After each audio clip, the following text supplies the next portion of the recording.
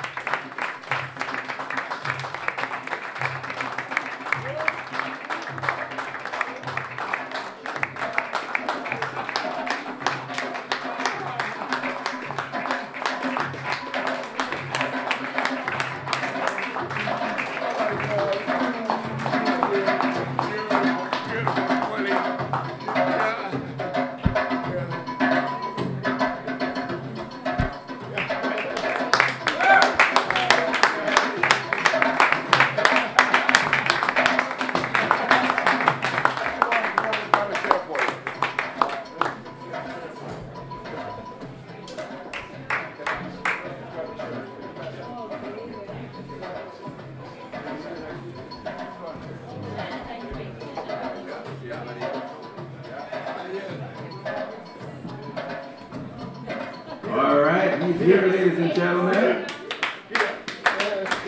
Charlie Roach is in the house.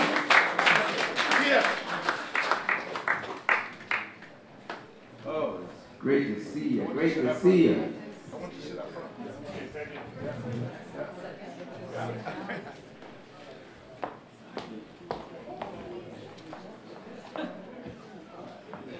So, good evening, ladies and gentlemen. Just want to welcome you to this community-inspired tribute. Now, this is not a high-powered event. This is just an event put together by people who love Charlie, people who were inspired by him, people who were motivated by the work that he did. And this man's been a friend. Been an advocate, he's been a leader, a visionary, and most of all, somebody who is just full of strength and vigor, and somebody who gave us courage to stand up for our principles. And we just wanted to be here tonight to share this evening with you and to tell you, man, that we love you. Now, we love Charlie Roach not because he gave us money, all right? But because he enriched our lives, right? We love Charlie not because he gave us a job, but because he worked for us tirelessly, day in, day out, so that our working world was a more welcoming place. I remember my first demonstration. I was marching up and down the street saying, Charlie with the megaphone, we want justice. We want justice. And I'm walking with my wife and I'm with my girlfriend at the time, and I'm thinking, this is ridiculous, Royson. I mean, you were, a college kid, and here you are, acting like you're some big-time activist. But that's what the man did. He inspired us and gave us the courage to stand up for what was right. My very first news story in this city was covering the inquest for Buddy Evans. And I'm a young journalist, and you're thinking lawyers, are supposed to be respectful of the law, and there was lawyer Charlie Roach outside demonstrating every day, and that really threw me for a loop. And Buddy Evans, Albert Johnson, South Africa, whatever the cause, one Charlie Roach was there. And man, that really taught me something as a young kid growing up in the city, And so when Norman Otis Richmond and Jojo Chinto said, you know, we need to do something for Charlie. I mean, I was right. So, yep, hey, whenever you're ready, call me. I'm willing to do this. We had an event, similar event for Al Hamilton back in the fall at the Train Studio. Yep. Hey, and as soon as we were finished with that event, Norman Otis and Georgia was saying, okay, so we got to do Charlie next. And so here it is. So we're doing Charlie, and you know, then we're talking about Bromley Armstrong next. So it's important to do these things, of course, because not just our community, but all communities have short memory. And if we don't talk about these people, you know, people will forget about them very easily, and it would be a shame for us to forget about Charlie. So we want to make sure tonight that we have a chance to tell him all the wonderful things that he's done and how he's inspired us. We have a number of people here who would like to tell you, sir, how much of an inspiration you've been to them. We have people that came all the way from Trinidad. All the way from Trinidad to honor you. We have people who have booked, who have expensive tickets to events tonight, and then they heard about this on Facebook and decided, oh, you know what, I have to show up here. So those people who have other events that they must attend to, we're going to try to put them up first, so that they can get on with their other events. And so one of the first people to come up is Cecil Peter. Cecil Peter, why don't you jump on up, sir, and tell Mr. Roach what it is that you'd like to share with him tonight. Ladies and gentlemen, Mr. Cecil Peter.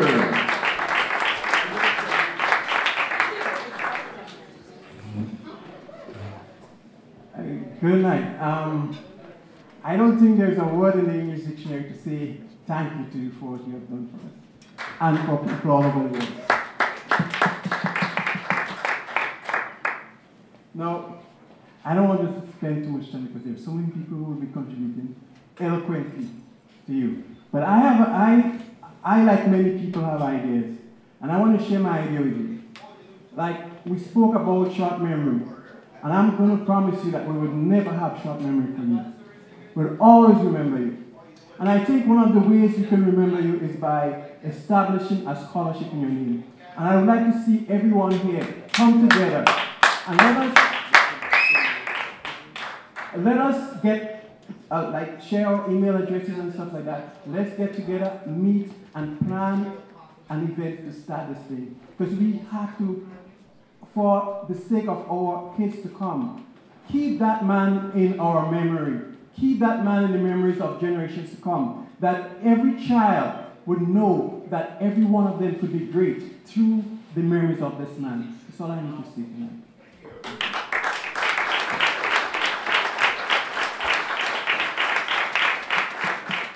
Okay, and so just before you leave, let's put that first $100 in the scholarship fund.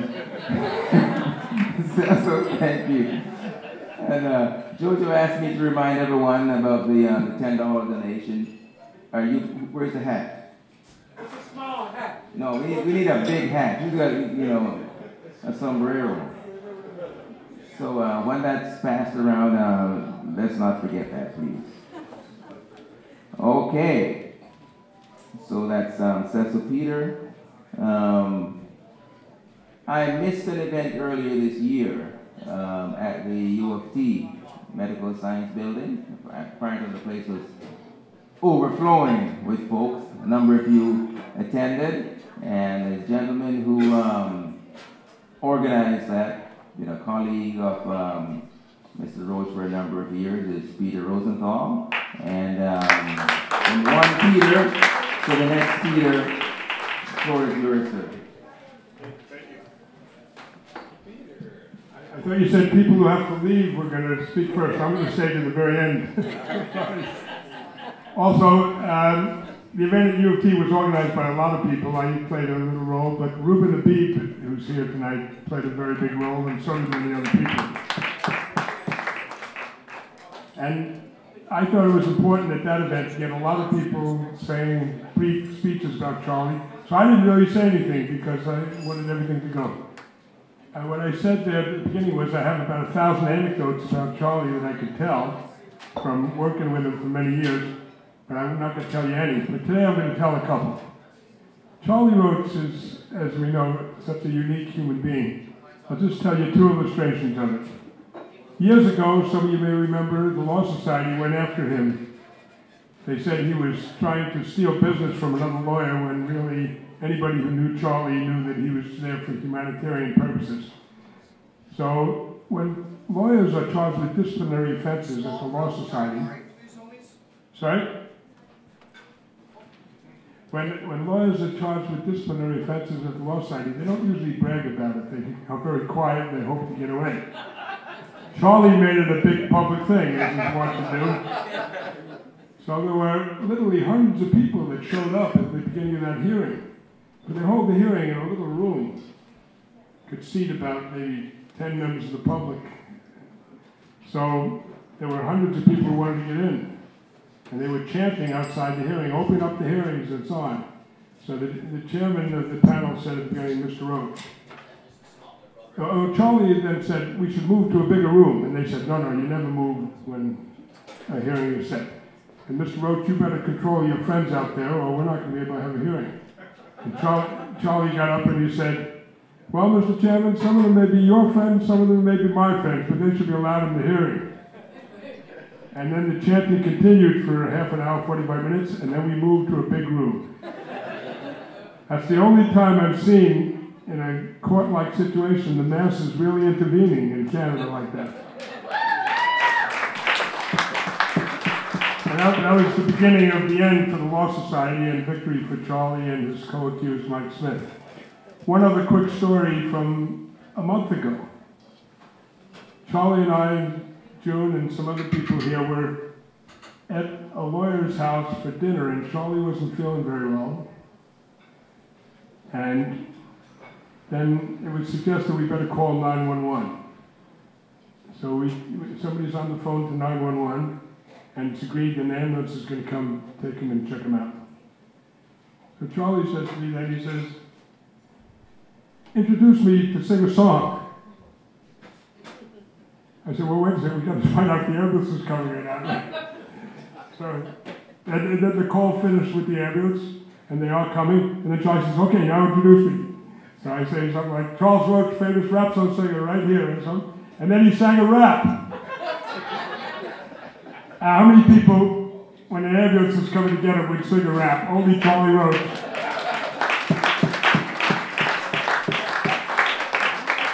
He's a wonderful, wonderful human being, and there's no way any of us could ever forget him.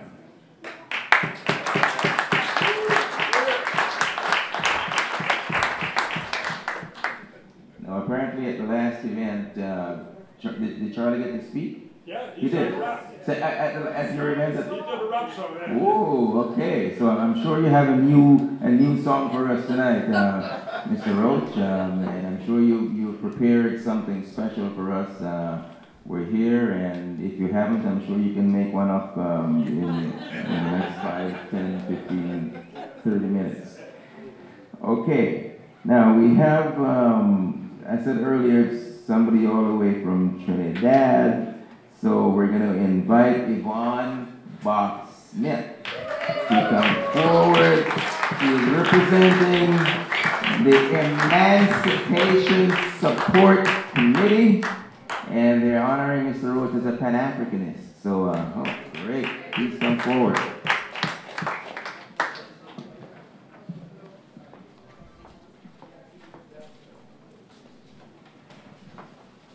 Thank you very much, Royson, and thank you very much, everyone. I have to try to hold myself together because Charlie will criticize me if I get emotional, and I don't want him to criticize me. I am in 2 capacities: as his friend for donkey's ears, we say in Trinidad. And he's the friend of his first wife. The three of us were tight friends. And then, again, I welcome June into that coordination of the three of us. As Peter said, there are several stories. The only one I could remember, the only one I want to share with you is coming to visit Toronto, and Charlie sent, I think it was Hetty and Margaret. Is Margaret here tonight? To meet me while he cooked up a storm. And since he was not drinking alcohol, had to taste so many different juices. I can't even remember them. But as fast as he put up one before me, I had to taste, and he had prepared that. And it was a lovely meal to come from Trinidad back to Toronto to visit. And I also would like to say, because I want to bring in that family, Dawn, Sunset Dawn, Kiki, and Margaret's daughter, I can't remember, Lauren, is she here? Charlie was quietly teaching these young people how to be activists. We who work in the community are always afraid that we have no young people thinking about activism on any matter. And I recall the story where after a march, the four children went upstairs and then came downstairs with a banner saying, what was it, Dawn? We want our money. You know, the money that you get for each child? Baby bonus, yes. We want our baby bonus. So he did some teaching there about activism. As I said, there were endearing moments. There were little fights, you know. I would fight for women's rights or whatever. But it was a very wonderful, and still is a very wonderful friendship. I am a volunteer of the Emancipation Support Committee, which many of you may know has been the group to ensure that we remember our African ancestors. So now globally, many countries are having Emancipation Day. This is our 20th year in Trinidad and Tobago that we celebrate our African ancestors. This award to Charlie is called the Henry Sylvester Williams Award of Excellence. And this is a citation for Mr. Charles Roach. Dearest Charlie, it is our distinct pleasure to honor you, an outstanding achiever, son of the soil of Trinidad and Tobago and Pan-Africanist extraordinaire. As a recipient of the Henry Sylvester Williams Award of Excellence, because of the excellence of your own achievement, which has been and continues to be an inspiration to others. Henry Sylvester Williams was the first of the four of the most recognized Pan-African thinkers and activists from Trinidad and Tobago, who stood as colossi of the Pan-African world at different times in the 20th century. He opened the century with the first ever Pan-African conference, which he organized in London in 1900. Fellow nationals George Padmore, C.L.R. James, and Kwame Ture, known as also his real name, his Christian name is Stokely Carmichael, made their own indelible marks in later years. In our memory, they stand with pride alongside their 20th century counterparts from other countries. Marcus Garvey of Jamaica, W.E. Du Bois of the United States, President Kwame Nkrumah of Ghana, and many others. Fellow recipients of the Henry Sylvester Williams Award include Beryl McBurney, Dr. Carl Blackwood, Dr. Tony Martin, George Lamming, Professor Dr. Maureen Warner-Lewis, Hazel Brown, and President Wade of Senegal, and President Olusegun Obasanjo of Nigeria. The award is being presented to you for your employment of your legal training political insights, and cultural gifts in the service of Pan-Africanism, including the defense of freedom fighters, seeking justice for the downtrodden, and generally making significant contributions to the development of productive links between Africans on the continent and in the diaspora. Your record of achievements is recognized not only by us in Trinidad and Tobago and the Caribbean region, but by the wider global community. Our theme for Emancipation 2012 is Forever Forward, Reflection, Resistance, Renewal. We believe that you have personified that spirit in your life's work, walking the road of success without sacrificing goals and beliefs. It is our pleasure and honor to present you with this Henry Sylvester Williams Award of Excellence for your outstanding achievement in shaping social justice and your unstinting contribution to the articulation and promotion of African and Caribbean culture globally. Signed by the chairman, Kafra Kamba.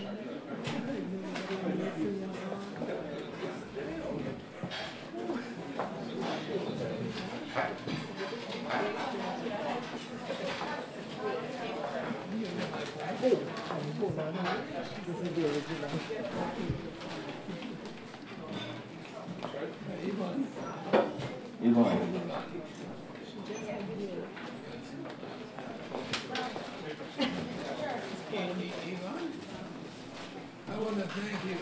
You know, I had a stroke, and I'm trying to clap. Yeah. Thank you. Yeah. But I didn't have the strength in these hands just to clap. But your wonderful words inspire me to raise my hands and clap. And that's what I'm going to do. Whether or not you can hear me, I am going to clap.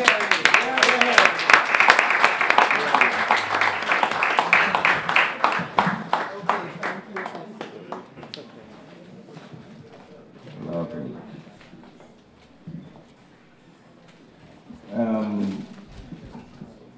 In trying to put together the list of people to speak, I would ask individuals, so how do you know Charlie, or from what era?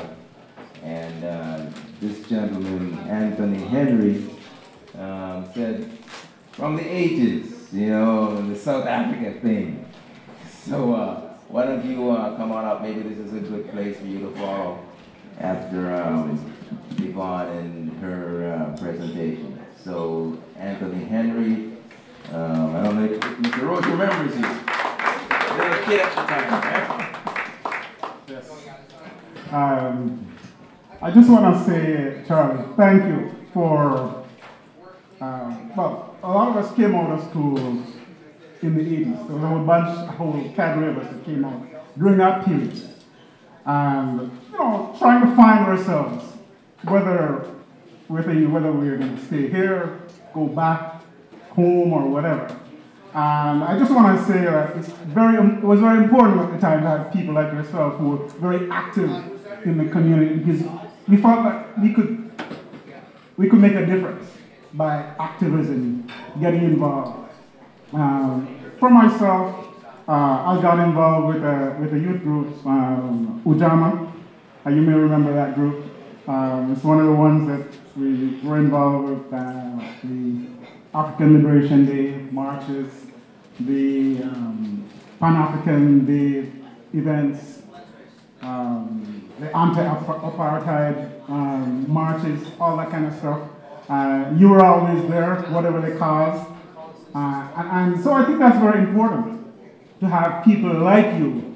You really inspired a whole generation of us to get involved in the community here, to feel a part of it, and to feel like we can contribute.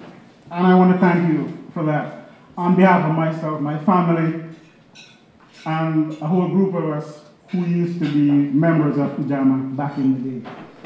I also want to say for the wider community, activism like what Charlie does not only benefit the black community, it benefits the whole community.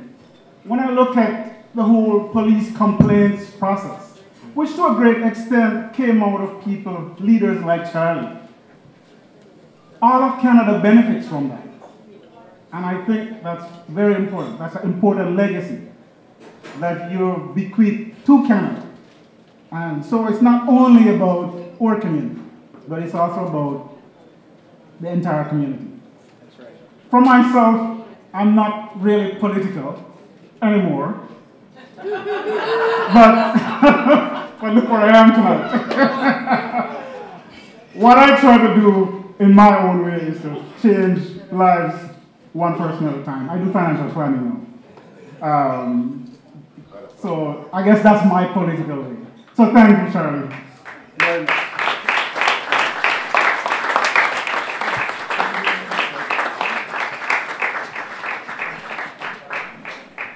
Typical politician, right? Tell you they're not being political when they are. Thank you very much, Mr. Henry. Appreciate that. Donations. Let's not forget our donations. Here's the money man is right here. He's a money man, but he's not Judas. So let's put. Don't forget your donations there, please. David DePoe.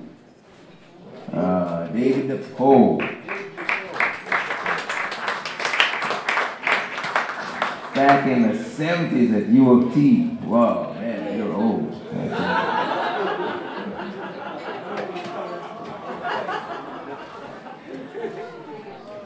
Well, I think I know a few people in this room, but Charlie, tonight, it's really special for me to be able to stand up and say something about how much you have meant to me and to what we believe in.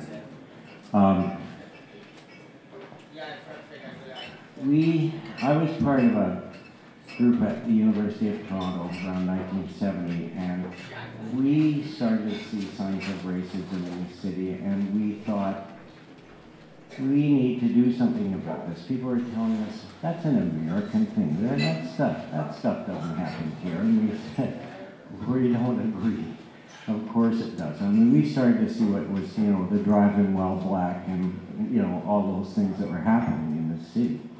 So 3 of us walked over to Charlie's law office on Selby Street, and we said, Charlie, how can we do this? We need to start acting on this. And who can we talk to? Who can we draw in? And he said, well, let's call up WS. Let's call up Romney Armstrong. Let's put this thing together. And so it started to happen. And the first thing Charlie did for us was there was a shooting of American university students at Jackson State University in Mississippi. And Charlie came over to Sidney Smith Hall at U of T and stood in the foyer. By the time he had finished speaking, and we had our little Committee Against Racism table in that foyer, there were at least 200 people listening to Charles Roach. And Charlie drew us in, and our organization grew. And it grew.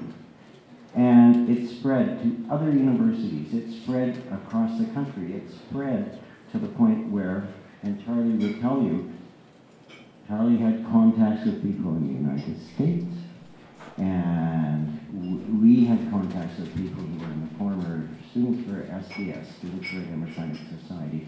We ended up with an organization on 50 major university campuses across Canada and United States, the International Committee Against Racism. We had conventions in Boston, at Harvard, and at Chicago University. One of our members, whose name is Lou Alcindor, some of you remember him as Kareem Abdul-Jabbar. He was a member of the International Committee of Racism when he was a basketball player at UCLA. What we were doing was, there were people in universities who were saying, scientifically blacks are inferior to whites, which is wrong. We knocked those people out of the ballpark. They were so discredited by our organization that they completely lost all their credibility, and that whole field of teaching in universities was completely gone after that.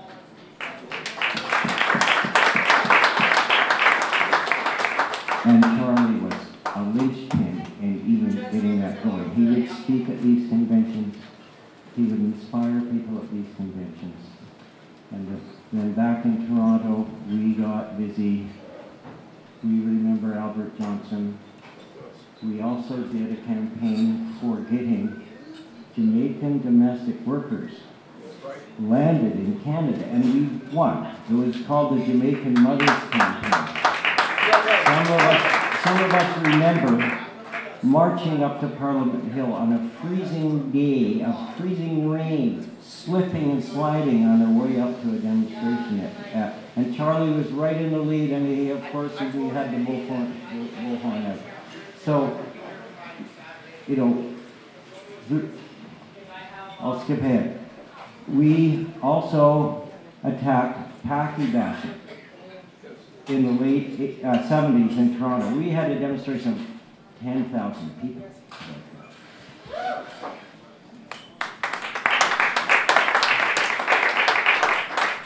And I'll skip ahead more. In the mid-80s, when I went personally to the representative of the African National Congress in Toronto and said, what can we do to break apartheid in Toronto? He said, do you know Charles Roach? And I said, do I know Charles Roach?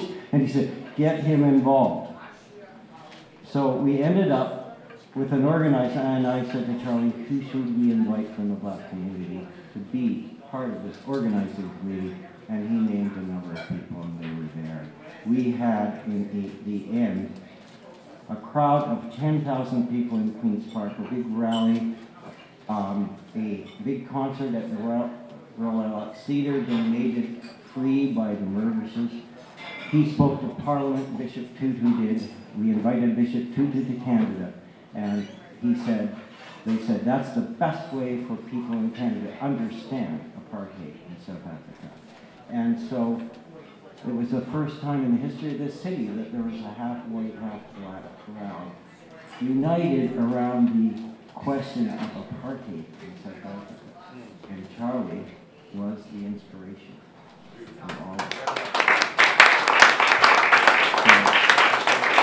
So in terms of that, I have to, I'll just wrap up by saying, I've grown up knowing your daughters and Margaret and Hetty and the family and all the things that you have meant to us, Charlie. And I was astonished when Charlie came into the school where I was teaching at, and Dawn's children were at the daycare right across the hallway from my classroom. And I said, Charlie, what are you doing here? He said, my grandchildren are here. I'm coming over to pick them up. And I said, oh man, Charlie. And we had just the most wonderful catch-up conversation with him.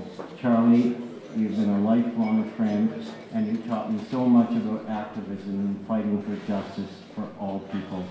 I just have to say thank you, Charlie, for being my friend.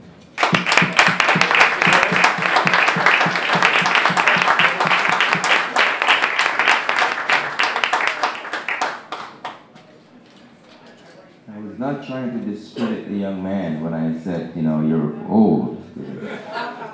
72 actually is, I go back to 69. So, all right. Okay, so Mansa Musa, stately looking gentleman. He said, we go way back. I said, how far back? 1972. I mean, sure, yeah, that's not that far back, buddy. All right. Good afternoon, ladies and gentlemen. I'd just like to thank everyone for coming out here tonight to pay respect to our dear brother, Mr. Charlie Roach. As Mr. Royson has said, I know Charlie Roach for about 40 years. My elder brother introduced me to him in 1972 when I came to Canada. And from that time to now, we are like that. He doesn't pass me anyway, I don't pass him anyway. When I have my book launches, he's going to be there. He always has something to say, and when he has his poetry, he always inquires, are you going to come and say something? Are you going to come and say something? I said, I'm busy now, Charlie. He said, no, you better make it. You better make it. And I always try to come out and make something, say something. But tonight, being here, I just decided to write a short poem, because I'm a poet. And this is a short poem, just scribbled on some paper here, and it's dedicated to Mr. Charlie Roach. To my mentor, Mr. Charles Roach, a humanitarian and friend for over 40 years. I appreciate knowing you for all that time. It brings tears to my head, brings tears to my eyes. He worked tirelessly, sometimes for without any pay. He marched up and down for our rights when many of us did not know what to do or say.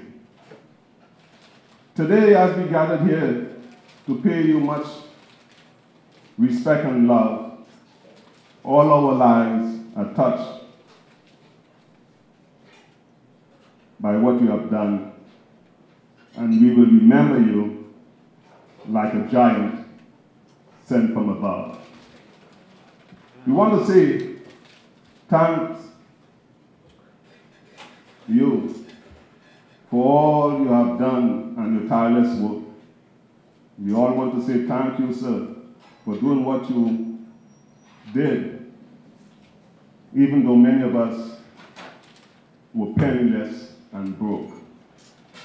We want to say thank you, sir, for making many of our lives much more livable today. We should all stand up and say thank you, Mr. Roach.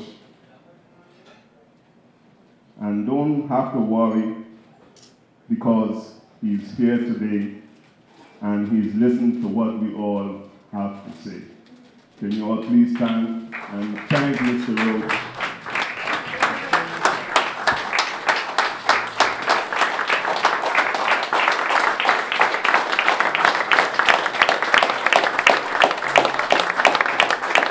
Thank you. Thank you, Mansa Musa. Appreciate that very much. We only have 5 more speakers, so don't get too antsy. We're okay. We're on schedule. If anybody else who wants to add their name to the list, just give me a note and we can do that. I'm going to call on Akua Walcott. So just make way for her there. And anybody here remember Harriet Tubman Community Association? Anybody here used to run the Harriet Tubman games? Anybody? Come on. Let's bring back the Harriet Tubman games.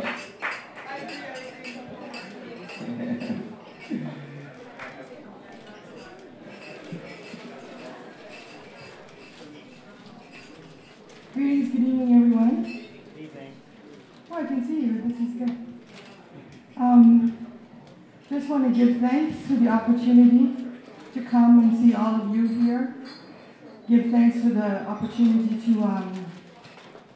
acknowledge a giant among us, and give thanks for the opportunity to acknowledge the blessed Creator and our ancestors as we talk about the things that are important to us.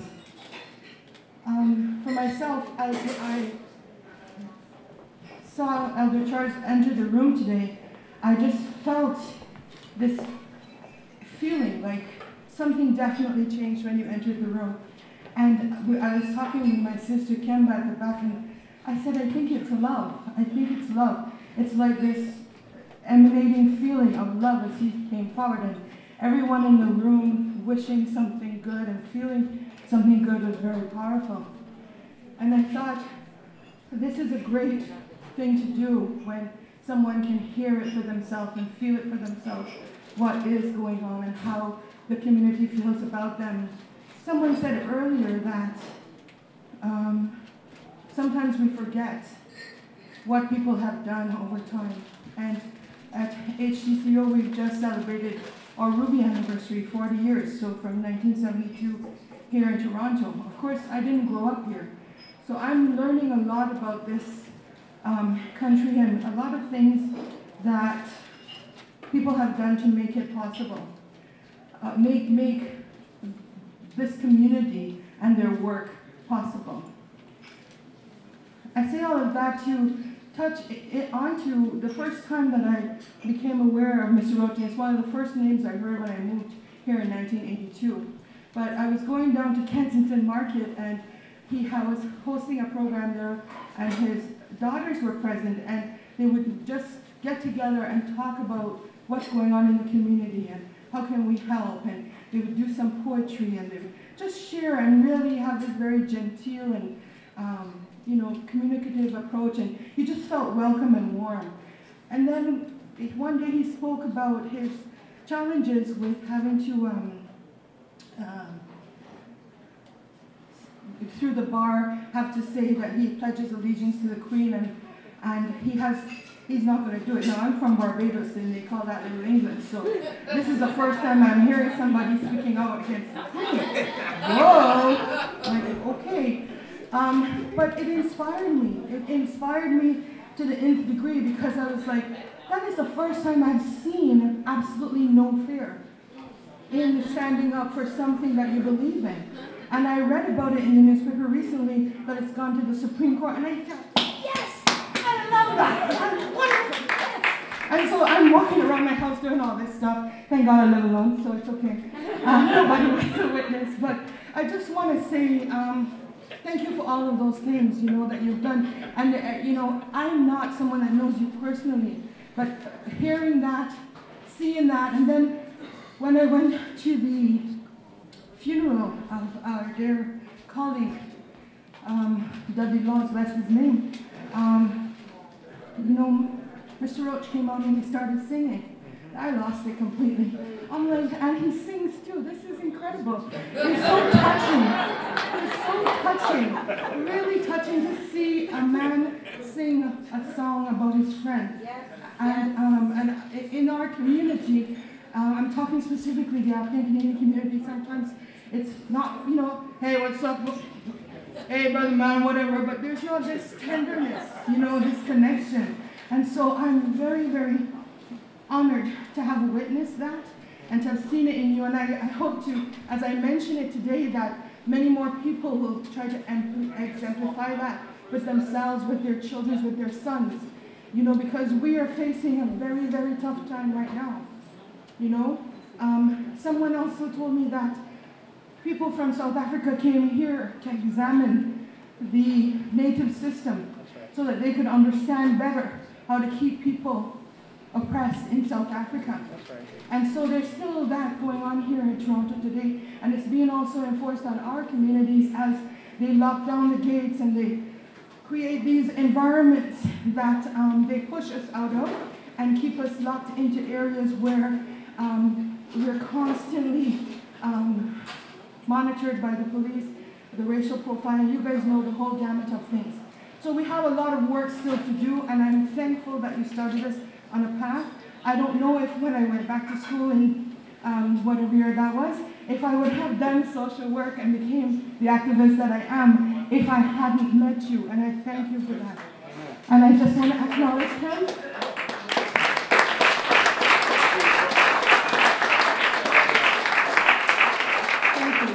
And so also, as we have just recently celebrated our Ruby anniversary, as I said, we established some awards, and one of them is called the Impact Award.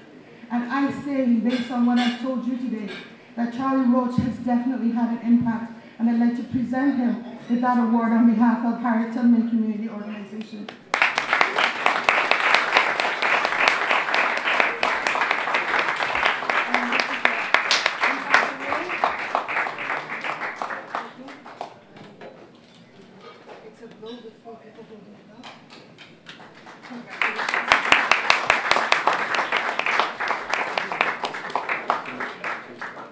So thank you again.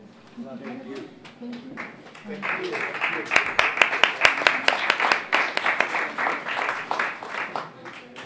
All right. So, Joseph Davis, J.D. Vicious. Yeah. So, man who's used to the microphone, so go ahead. Hello, everybody. Good evening. Mr. Roach probably doesn't even recognize me, but yes, sir. We crossed paths lots of times in my lifetime. I don't have much to say, but I'll just say this. In my generation, I'm a couple of years younger than Mr. Roach.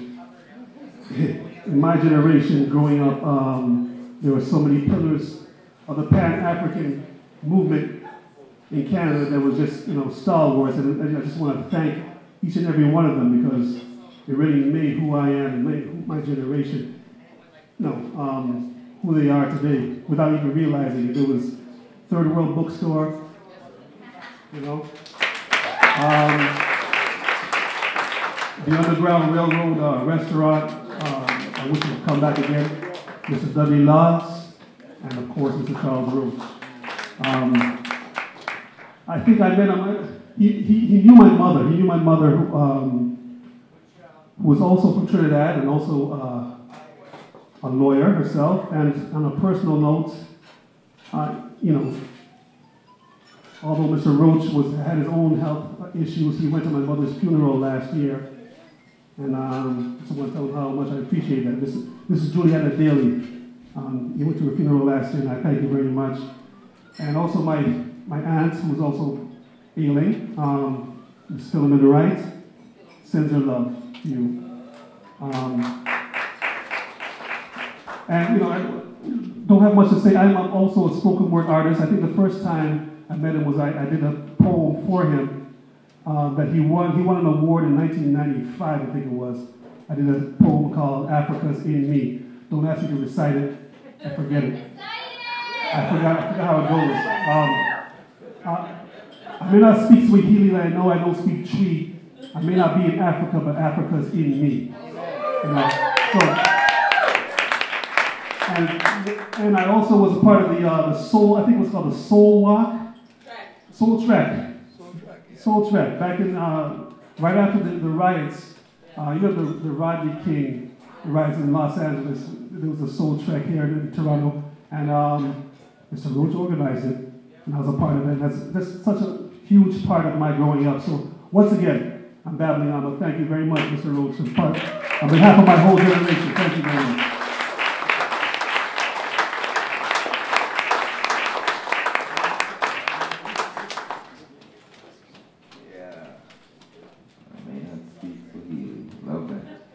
Miguel San Vicente.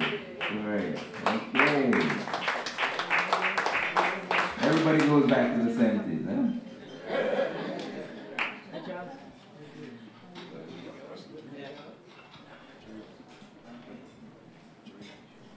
Well, I have known Charles since the 1970s. How that came about was I was living in London, Ontario, and I had become a radical, so to speak, in those days. And I became aware of an organization called the International Committee Against Racism, which was engaged in a lot of activities, issues taken up in Toronto. So there's one issue that came up and that was the issue of the protests against the deportation of Jamaican mothers who had been here for a number of years and were being deported on the claim that they had lied on the application. Well, I really felt that even though I was in London, I had to do something about that. So I joined the Committee Against Racism and started organizing around that issue. And we decided, I got together with a few friends of mine, and we decided we would have a motorcade throughout the streets of London with big signs on the cars like how we used to do in the Caribbean, and with bullhorns and all that. And we would invite Charles and a couple of the mothers to come down and speak to us and have a rally outside the immigration office. Well, it so happened that that day was freezing cold and very windy. And Charles came down, and I believe we had two of the mothers. And we were driving through the streets of London with our motorcade, but there was nobody on the streets. It was pretty lonely. And then we ended up at the immigration office, and with a small group, and we had the rally there. But again, I was feeling a little disappointed and discouraged because there wasn't many people around to hear us. But Charles got up and Charles started speaking. And Charles spoke as if there were 1 million people in front of us. He spoke with such, in his thunderous voice, with such optimism and such spirit that we did feel like there were 1 million people. So Charles, from then on, I was inspired, and his whole life since was an inspiration to me. Another thing that I want to mention is Charles is a true Pan-Africanist and internationalist. Later on I was part of an organization called the Grenada Friendship Society. And we used to engage in supported activities for the Grenadian Revolution.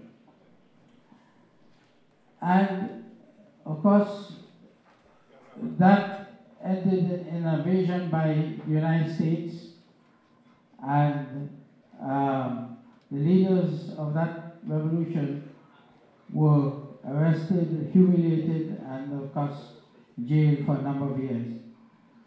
But what I remember about Charles during that whole thing is that whereas everybody on the left, including most of the people who were supporting the Grenadian Revolution during its during the time it existed, fell off the map when it came to fell off the map when it came to supporting the leaders of that revolution after they'd been arrested. They were, of course, the press was calling them murderers and all sorts of names like that. And Charles was one of the very few people who came to their defense and organized support and set up an organization called In Defense of the New Jewel, and showed his courage and commitment in the face of all that antagonism at the time. So that's another aspect of Charles I greatly respect, and I think that is something that it makes him stand out, and we should all be inspired by it. One more thing though is that I'm going to publish a book. A Different Booklist is going to publish a book of poetry by Charlie Roach, his latest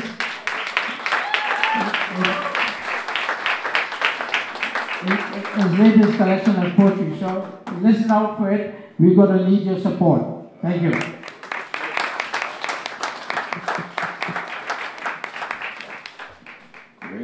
Charles Roach, great poetry list. So, thank you very much, Mr. Vicente. We like anyone who is a friend of Charles Roach and a friend of Maurice Bishop. So, terrific to have you. So, we got two speakers left, J.C. McDonald and Mr. Weisletter. You want to go first? Sure, come on. J.C. McDonald.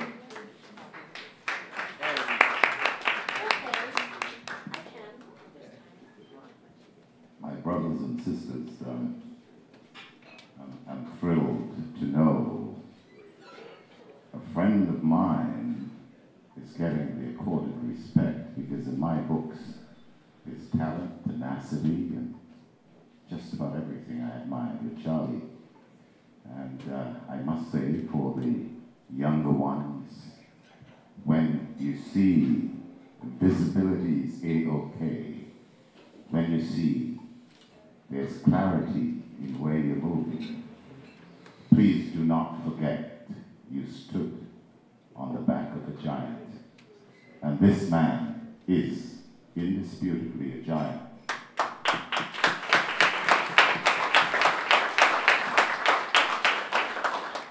My profession allowed me to meet Charles Roach as we go back. He was the only friend who broke all the rules in terms of having people in at the radio station late at nights. I had strict measures, and the only one who could have changed my format, organized an interview, something that's topical, something that I must be involved in, was Charles Roach. I spoke of him so much that even my kids today, when I speak of him, I was telling my daughter, you know, my friend, I am here to celebrate his great works, what he has done, his vision for black youths, the strength he has passed on to them, to see clearly now, to have a better future, to walk the roads without being harassed. Charlie Roach has paved the way for so many of us.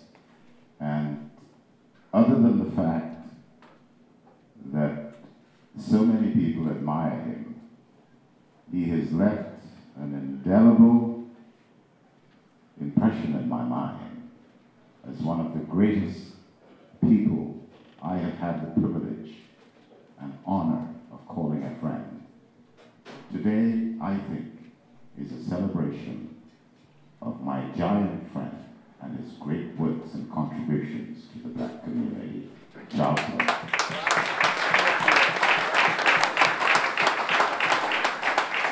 Very good.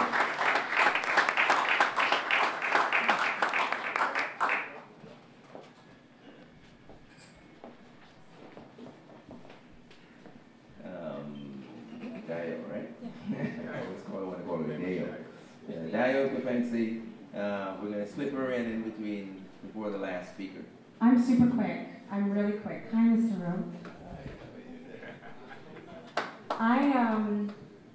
I just was listening to all of the speeches that have happened, and it really hit me that, I mean, the man was talking about 1970, and that was before many of us were born, certainly before I was born, and to think that someone like yourself paved the way for someone like me to have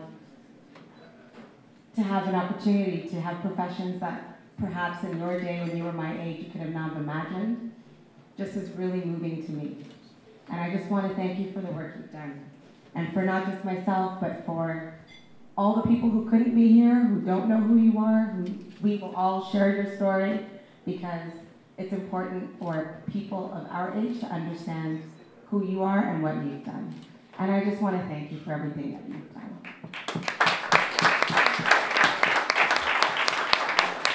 Very quickly, certainly, and I'll just stop in a moment. Certainly, I had the opportunity to be on CBC Radio and tell the stories of many people who were in this room and in the black community, yourself as well. I know if not for your work, I wouldn't have been able to go through that door.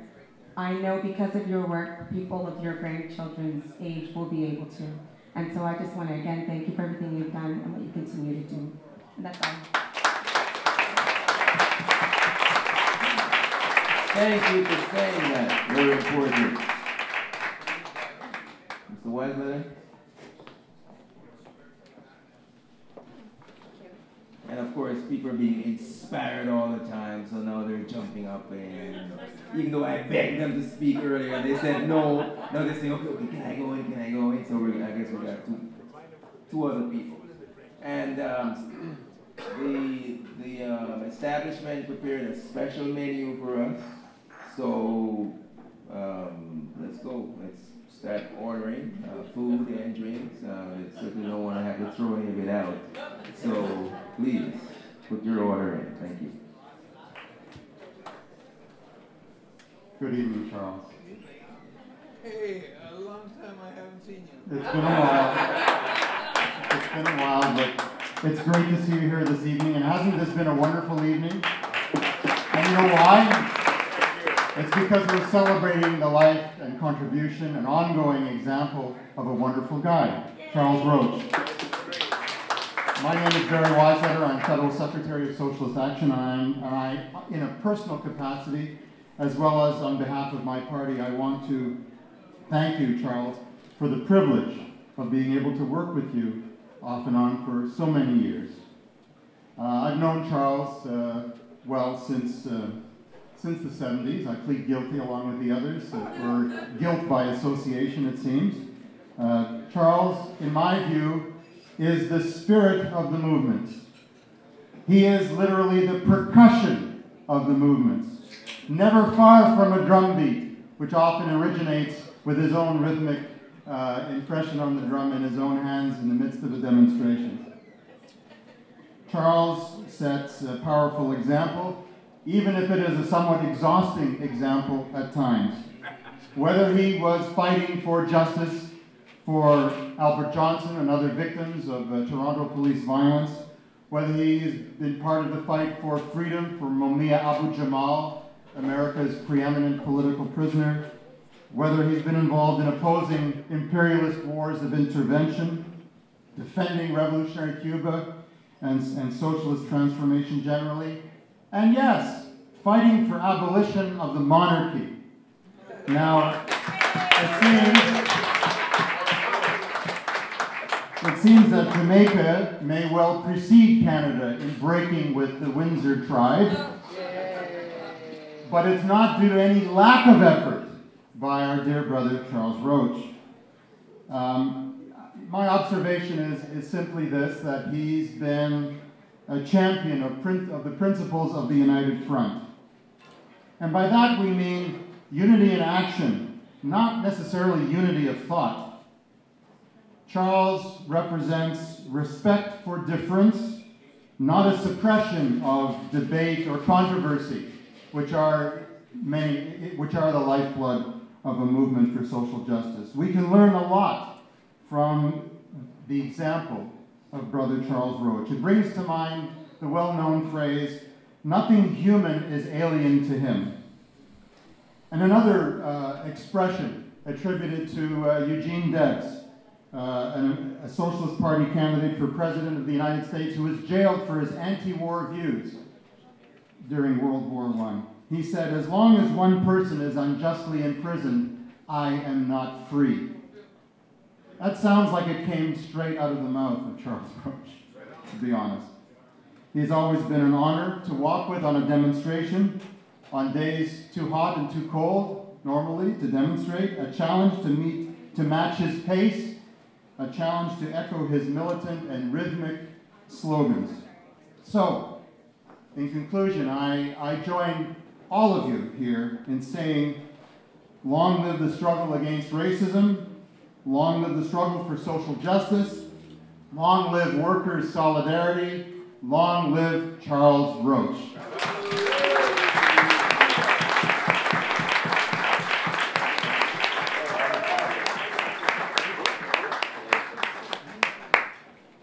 Well, you know what? They're all jumping up, Mr. Roach, one by one, wanting to say something. So you know what? We're going to give you the opportunity to speak now before they wear you out with their words. Okay? So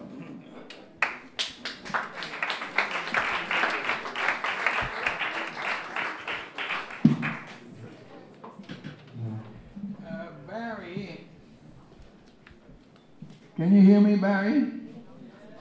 Where you? We all hear you. Okay, Barry, you said, long live Charles Roach. I'm glad for that.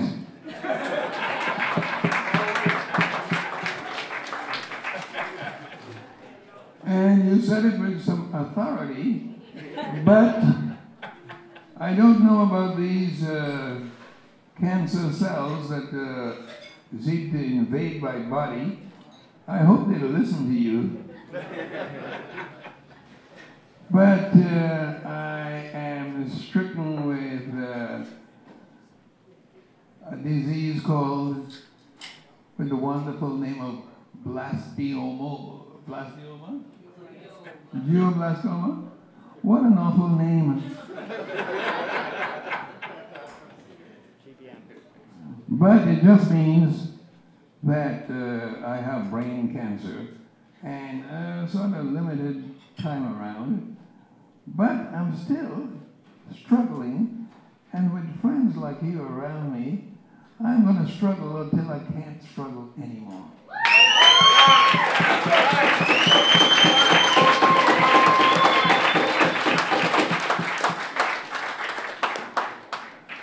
And these days, my main mission has been to show that majesty is the essence of what I call racial superiority, and that we must oppose it every time it shows its ugly face. Because very few of us realize that the whole idea in Canada of what you call a constitutional monarchy is in essence racism. Make no mistake about it. In essence, it's white supremacy. And I've always felt so, and I've lived in Canada now for some 58 years. But they would not let me be a Canadian citizen. Although I applied for and I went to court, but they will not let me be a Canadian citizen. And the reason for that is that I will not swear an oath of allegiance to this monarchical system. I wouldn't do that. And the reason for that is I believe in equality, and I believe in equal dignity, and I believe that no monarchical system should cause me to utter words of allegiance. And I say, no loyalty to royalty.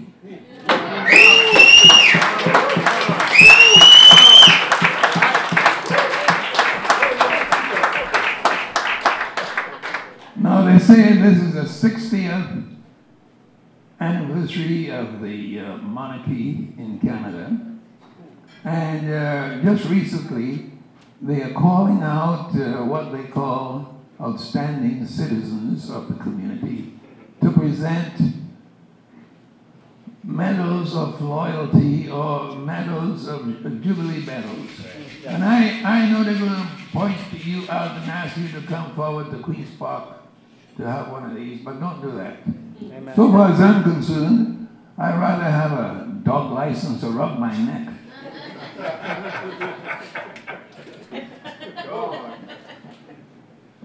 And I'm asking you to recall, and this is something that most people don't know, that in the Canadian Constitution, in the very Constitution that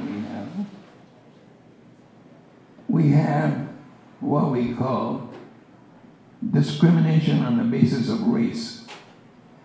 Maybe you didn't know that, but in our Canadian Constitution, maybe you don't know that, for example, a Jew cannot be head of state. Did you know that? Yep. Okay. Of course not. A Muslim cannot be head of state. Did you know that? Of course not. Yep. Of the head of state of Canada. And And that is by virtue of our written constitution. And a part of the constitution is called the Act of Settlement, which prevents us, who are not born of blue blood, who prevents us, who are not of that royal blood, from being head of state in this country. And really, we live here in a state of apartheid. Did you know that the Canadian Constitution is a constitution of apartheid? Yeah. Most likely you didn't know that, but I will just tell you this. In that act which is called the Act of Settlement, this has been set down in black and white, and it's part of our Constitution. An apartheid government or state is one in which certain individuals have special privileges. And so who have special privileges in Canada? Not Muslims, not Jews, not a whole number of others. And I'd like you, when you have time tonight, go and look up the Act of Settlement of 1763, and you'll see what I mean. And you would be abhorred to see what our Canadian Constitution says.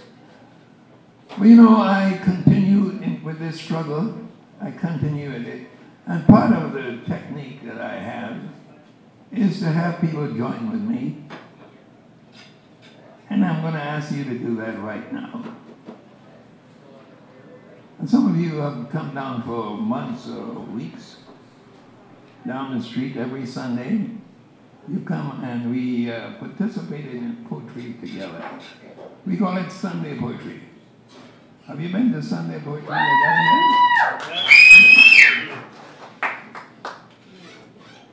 And one of my poems I'd like to do with you.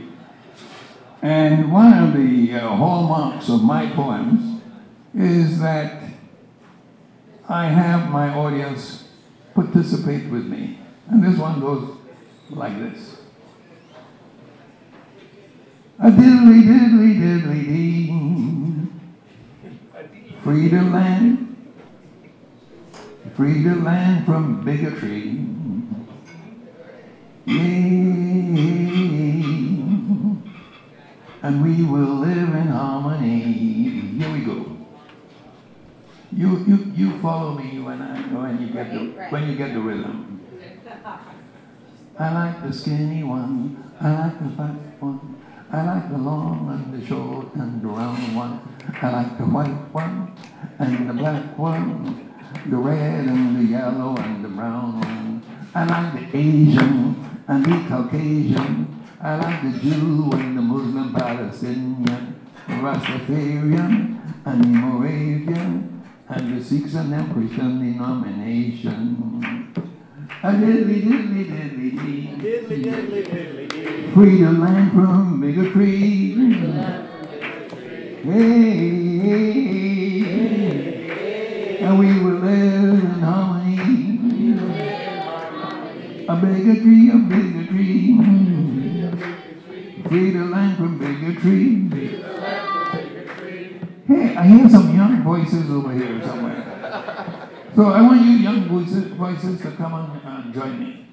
Where are you? Come and join me. I think it's an older person with a young voice. Huh? It's an older person with a young voice. I see. I am just told it's really an older person with a young voice.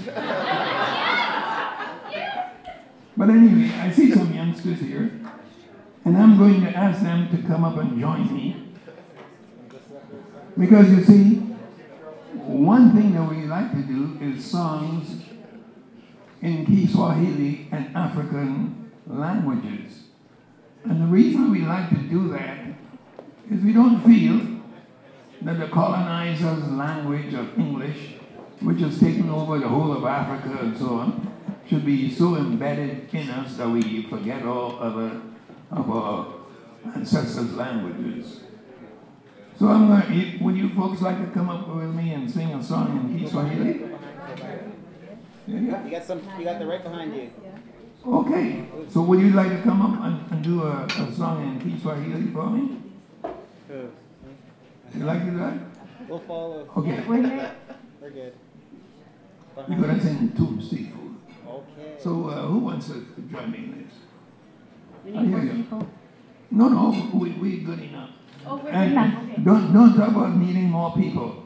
So long as you are there and you have spirit, we will go and we will finish the job always. Okay? Yeah. Right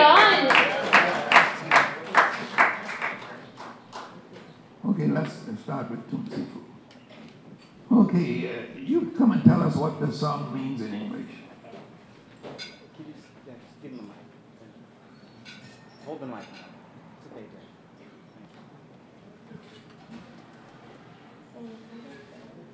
what it means in English. In English, yeah. We gonna Tomb Seafood in English. Praise to the ancestors, honor to the elder, encouragement to the children, and praise to eternal life. Amen. Okay.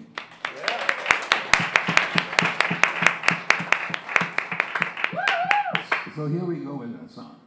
Tomb Seafood wakali, Tomb Seafood wazazi, Sifa, Sifa, Sifa kwa watoto, Sifa, Sifa, Tomb Seafood maisha.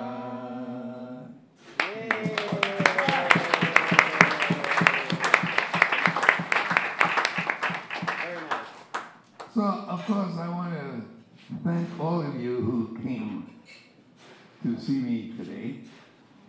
And I want to thank those of you who spoke and said words of encouragement, which makes me feel I have to live on for a long time.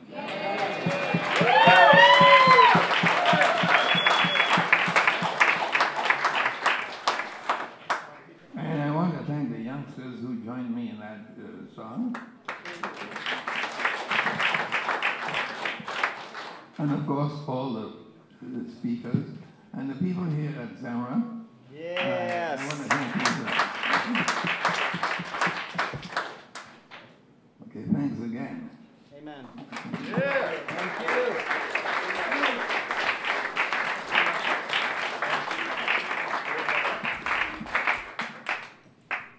Great.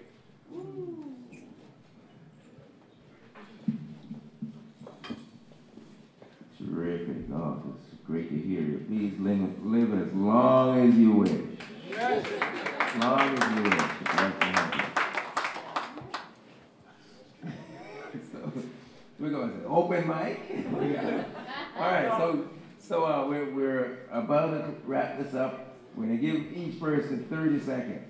How is that? All right. So. Okay. Presentation? It's a presentation. I came here in 1969 as a draft dodger. I wound up working at the University of Toronto as a library technician in the 70s. I don't know how I met Charles Roach, but I used to go down to his house in the basement, and we used to play music, we used to sing. Okay. And it's like full circle because this guy, he was there. Okay? So for me, these 40 years has been a long, hard struggle. Salute that continuum, really. And I don't have a lot to say, but I learned a lot from you the last time when Gerald Horn was here, because I had no idea that him and Gerald Horn go way back. I had no idea. And all of that stuff that y'all were talking about, the lawyers and all of that, I was one of these kind of guys that got off from work late and tried to go down to the courthouse. But I couldn't get in. Everything was gone. So I just want to give you this, for all of those years and those struggles, brother. The wrong, apartheid, we did a lot in those times. So thank you.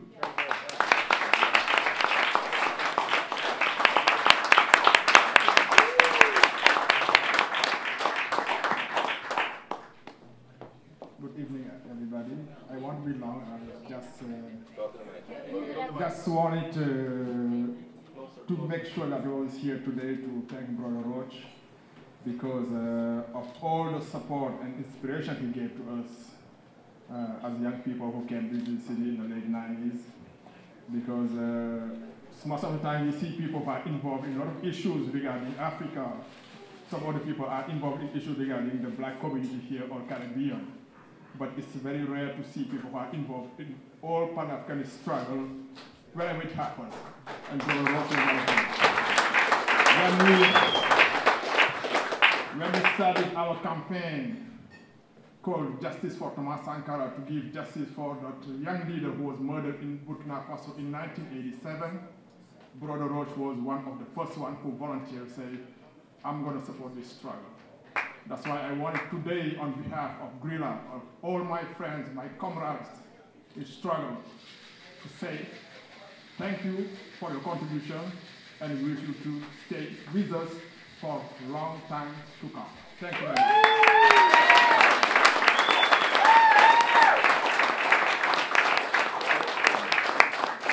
Good evening, everyone. I don't know Mr. Roach from the 70s. I know him from the 80s. When my late father, Ashley Taylor, worked with him at Roach Smith. What I'd like to say thank you for, Mr. Roach, is for giving him the opportunity to work with you. And it was through working with you and me working with him, I became aware of some of the issues facing our community as a teenager. And that led me all throughout school, throughout high school and college, to always bring to the forefront the issue of racial discrimination. Whenever I had the opportunity, I would write about it and bring it to the attention of my fellow classmates. I also want to thank you for giving opportunities to black lawyers, for creating mentorship opportunities before it was cool, for starting pro bono activities before it was cool. These are now things that a lot of big firms are doing, but these are things that you started very long time ago, and I want to thank you for that.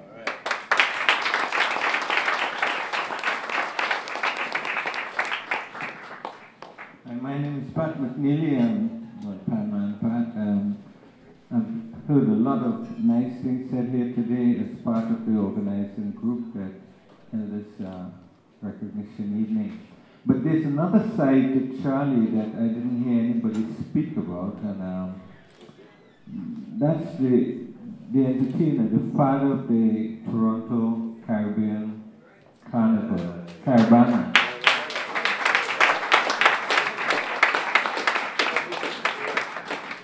I know he was the first organizing chairman because I was there in 1967 and I took part. I met Charlie a year before that in a nightclub which he operated called the Trinidad Club. And I started playing there, and that's about close to between 45, 46 years ago. I also had the opportunity to work very closely with Charlie. I was his personal assistant and legal investigator for 10 years in his law practice, and I learned a lot. He made me learn a lot. On my first day at work, he gave me a file and said, you're going to Old City Hall and you'll meet a client there and first appearance, and I had to go and fight my way through it. Like him, I was reported to the Law Society and for appearing without authority in the provincial court before Judge McEwen. And that went nowhere. They kicked it out. But the tradition that we have that used to be called Caribana, and it's now called Scotiabank Toronto Annual Caribbean Carnival Festival. Every time I say it, I bite my tongue. That's going to last for a long time, and I'd like all of us, as we did before, to give him a really big round of applause. So that's a positive thing for this city. Thank you.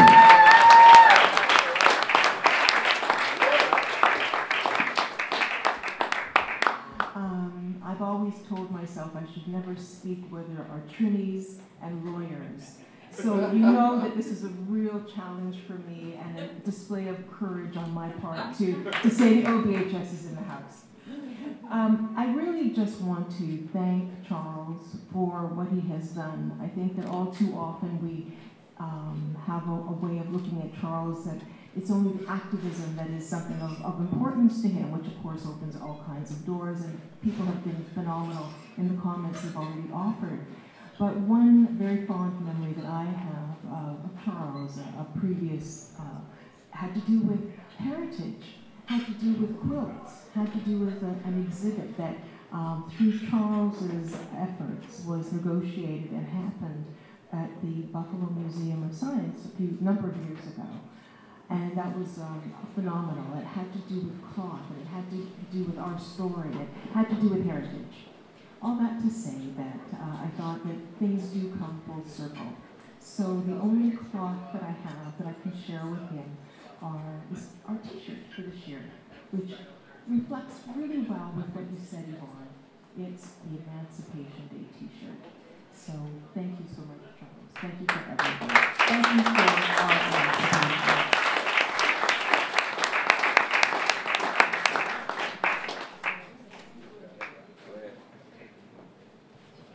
My name is Bala Subramaniam. I came from Sri Lanka.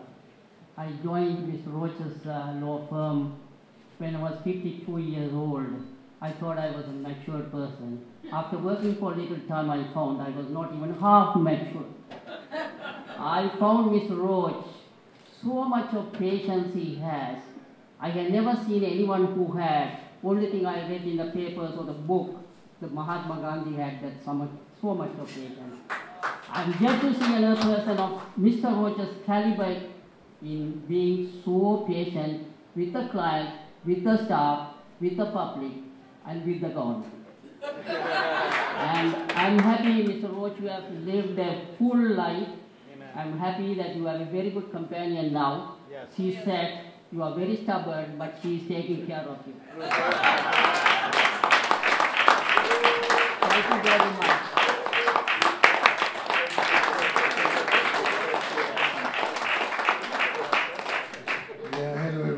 I'm Bert Smith, and we go back, way back, 70s African Liberation Day, when the Africans we used to meet were all freedom fighters, struggling.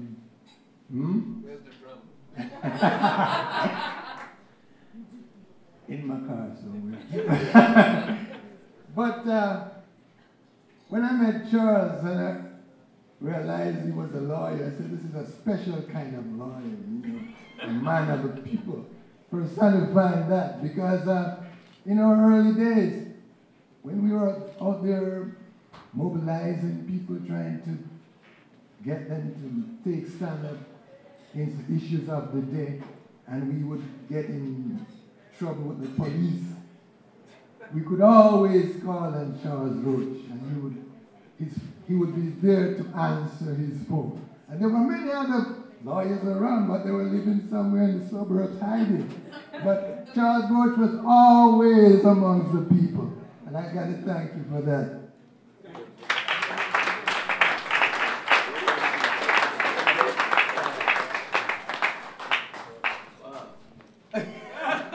I knew it was too good to be true. One more, okay. Go ahead. So, I met Charlie about 30 years ago, and we were drawn to each other because of our love of the tactics used most effectively by Mahatma Gandhi and Martin Luther King. So that was our initial connection. It still is. And just a tiny anecdote, when I think of Charlie, which is very often, I remember a demo, January, University Avenue. I think the destination was the American Consulate. I don't even remember the issue that day, but I was late for the demo and I was waiting. It was January, the sleet was coming down, and I was waiting, and I was waiting, and around the corner on Girard Street, I could see a few people coming, and they were soaked, and they were hungry, and there weren't that many, but out in front of this small crowd was this guy, again, for the 10,000th time, walking through the sleet, singing, "We Shall Overcome." And to this day, I can hear that distinctive voice singing that song in that sleet, leading a motley crew up to the U.S. Embassy. And Charlie, I love you.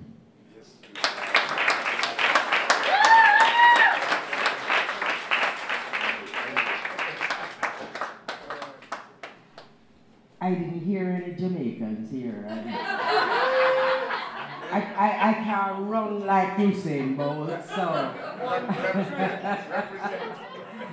At the gala, they said, you know, I was taking photographs and I stood at the Usain pose, and I must have been the only person in the room who didn't know to do this thing.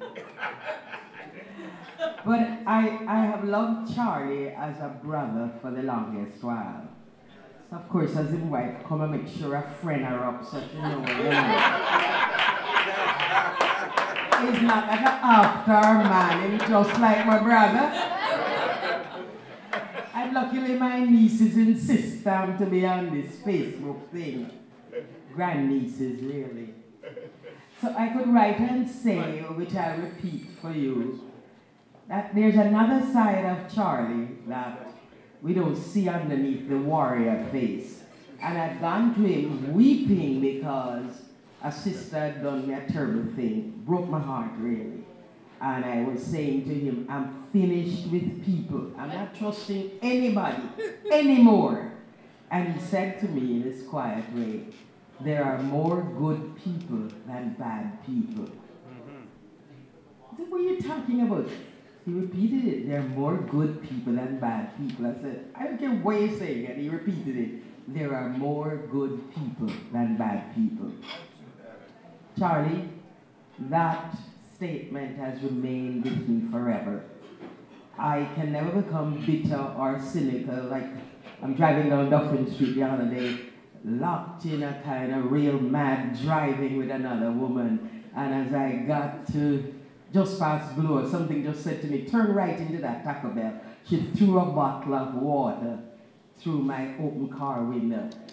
And I parked and I started laughing to myself. I said, well, I met one bad person today. So as Charlie says, there are more good people.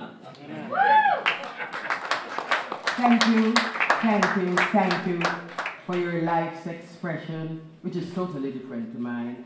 But I want to say, you are a person that I can say has always, one of the few human beings, always walked your talk. Thank you.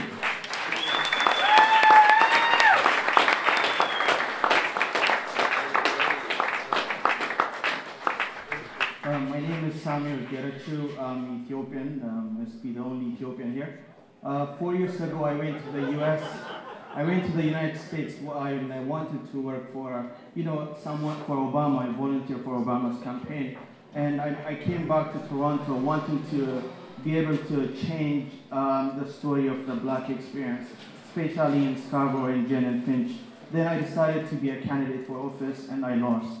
When you lose in a campaign, Canadian politics is very exclusive. The only woman that has ever been a candidate for leadership in Canada was Rosemary Brown in 1975, and she even came close, and she could have won. I'm sorry to the union people, it was the union who came out the last minute and said a black woman could never become prime minister and decided to endorse Ed Broadbent. We remember the story of Lincoln Alexander, who was one of the most inspiring figures, but he was the only one. Not too many of us have been active in Canadian politics. But anyways, I became a candidate and I lost. I was humiliated, just like the usual mainstream black experience in politics. Then I didn't know what to do. I volunteered to work for Sway magazine. I wrote some 150 stories and then they canceled it. Nobody said anything about Sway. Sway was one of the only voice we had, and not too many people spoke when the Toronto Star decided to cancel it. It was a huge disappointment. But when you lose a campaign, a part of you dies, and you either become an activist, just like Mr. Roach, or you become an alcoholic. I decided to become an activist. I decided to become an activist, but there was something missing inside of me until I met Mr. Roach earlier this year. I had a conversation with him, whether you're an African, whether you're an immigrant, or a white person, or a black person, or an Ethiopian like myself, he always has that serious relationship and conversation with you. And he spoke to me, and we never spoke about law school, but I was convinced that law school was the answer for me, because by the time I am his age, I'd like to have the same impact that he's had in our lives. Because Canada is we say it's a more perfect society, but it's never perfect. And it's only through, just like what Lincoln Alexander used to be told by his mom, it's only through an education that we can make a difference. And I'd like to follow in your footsteps. And thank you for inspiring me. And I hope to invite you to my graduation in 4 years. Thank you.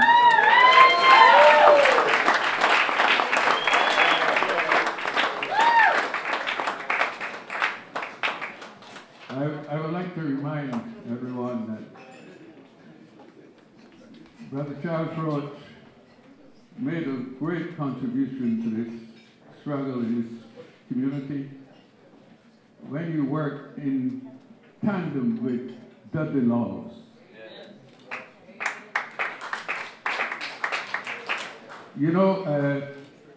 Dudley Laws, at the time when the police were shooting about 2 or 3 youngsters every month, he said the Toronto police is the most murderous police in North America. And that set the police crazy. And they began an entrapment sort of deal for Dudley. And they even set up an office in front of the Bastille. And it was through the work of Charles that Dudley Laws was also able, along with the support that we had from the community, but the critical legal work that was done to save Dudley.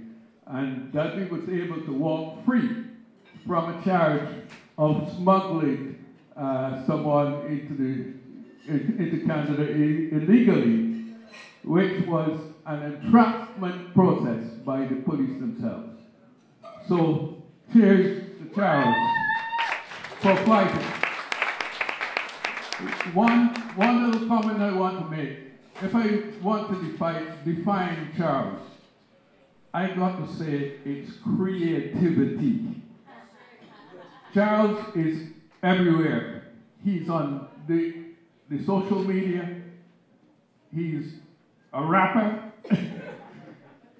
He's an artist. And I think Charles has a very creative approach to life. He's creative in politics too. And in politics, you see, Charles can listen to you and understand you. Charles listens. This is why Charles can work with many different people. He listens, and he not only listens, but he tries to understand you. And then Charles tries to involve you, taking into consideration your differences. And that is a very special talent. And I think that is why Charles is able to bring so many people here tonight, and more will come when we have the 8th of September at the Jamaican Canadian Center tribute to Charles through the Dudley Laws organization. So, Charles, I've always been with you, and you have been always a great inspiration for me, and I've always trusted you because of your values and your will of politics.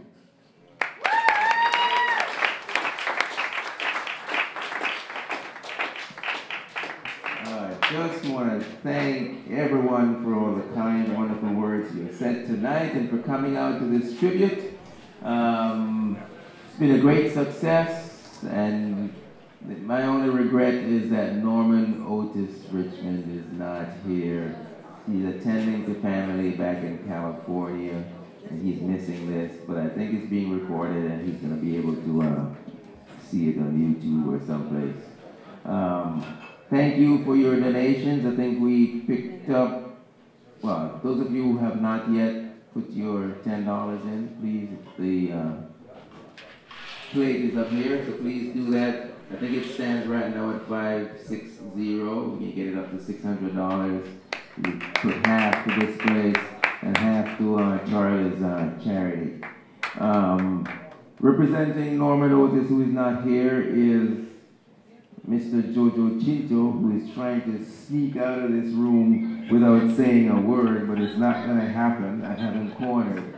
So, Jojo, just say a few words. Wrap this up for us, please. You know, yeah, wrap this up for us, please. Thank you. Thank you all for coming. Thank you. I wasn't planning to speak. I just thought we'd just organize something like a tribute for my friend Charlie, a man I've admired for years. People ask me, who are your heroes? This is one of them right here. You know, he's inspired me, a brave man. I watched him as a journalist. I watched a lot of his fights. I was there to report them, and I was always very proud that he represented us. Amen. This is an African for real. This is the kind of African that we can all be proud of. Thank you, Charlie, for everything you've done. And thank you all for coming. Norman and I, and Royson and Pat, and Jiribu, we're basically a group of guys that came together. What we share is that we're all Pan-Africanists. We're black militants from the 60s. we're Pan-Africanists. And we're not into ethnocentric stuff. I'm from Trinidad, I'm from Africa, but we don't do that. We're just black people, you know. And wherever there's a fight for justice, we fight for it. That's it. So I'm so glad you all came. It's been wonderful. Thank you so much. Thank you for your donations.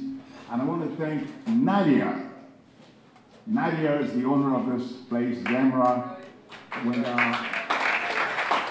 Thank you so much, Nadia. We called her last Friday when we found out that the train had flooded and we couldn't do it there. And she quickly said, no problem, you can have it at my place. My biggest fear was that the space holds 110 people. I said, I hope we don't have more than that. They have the police start harassing us. But it's okay, it's wonderful. I mean, these are true friends of Charlie, and I'm glad you came. Peter's been in the fight with Charlie for years. I'm glad you came to the Rosenthal. Great man, another great fighter. Someday, maybe you're next, we're going to have a tribute. It's important for us to honor people like Charlie and Peter and those people who fought to open doors for us and made a lot of things possible, because a lot of these young people don't know that they're here because of people like Charlie. You know, how many of you know a guy like Donald Moore, a man who died in his 90s? If it wasn't for Donald Moore and people like Bromley Armstrong, many of these Filipinos and Chinese and Africans, you see, they won't be here. Because there was one time the immigration laws did not allow you to come here. They fought hard to open those doors, so everybody got in. You know, but no one knows who they are. These are, Rabbi Gunther Plaut. There's another great man. All these people that were here, Stan Brazil, who fought hard to open doors for us. Harry Gary. These are names that I'm sure a lot of these young people haven't heard. But these are people we should remember them, because their work is important. We stand on their shoulders, to move forward. So we should always remember them, and we should be in control of our narrative. We should tell our own story. Yes. It's very, very important. Please, so support our causes, support what we do. We're going to have another, look on Facebook, we're going to have another tribute to somebody great, one of the other giants, maybe Bromley Armstrong, Peter, it could be anybody. Roy McMurtry, our former Chief Justice of Ontario. He's the guy who fought for Paul Smithers, the young man, black man who was charged with killing in a hockey fight. Someone called him a nigger and he beat him up and killed him. This is a story that many have forgotten. This was the early 70s. It was a big fight. And Roy stood up, his law firm, and defended this young man. These are people we should honor. Let them know that their work is important. Okay. We thank Charlie. He's been in so many battles. I tell you, he's not going anywhere. I don't think he's going to be anywhere. He's going anywhere. He's going to be here for another 10 years. I know that. I'm going to wish it. Thank you so much. Thank you all for coming. Yeah, you can stick around and enjoy Nadia's cuisine and have a drink and come over and say hello to Charlie. He's tired now, so he's going to head to Charlie. Thank you so much. Thank you.